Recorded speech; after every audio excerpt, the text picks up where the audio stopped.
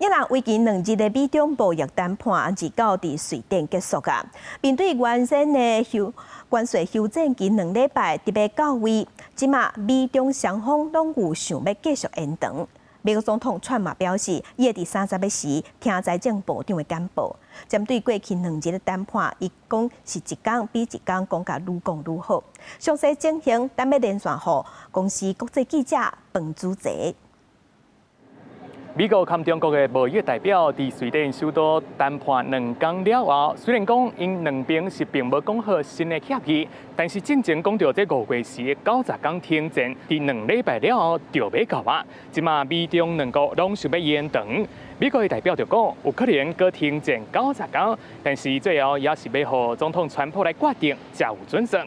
他对啊，川普嘛伫空军1号讲到伊的看法。I just had a phone call from Scott Bessent.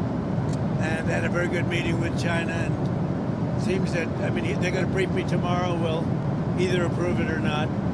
But he felt very good about the meeting. Better than he felt yesterday. 啊，那讲到这礼拜，这外国的媒体曝光，咱总统赖清德要过境美国，煞互川普拒绝。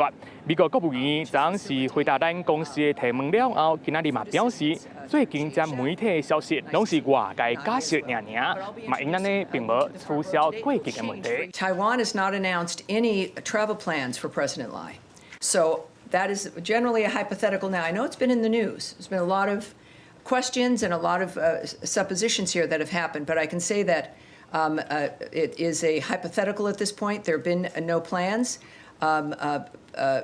travel plans for the president. There's been, as a result, nothing canceled.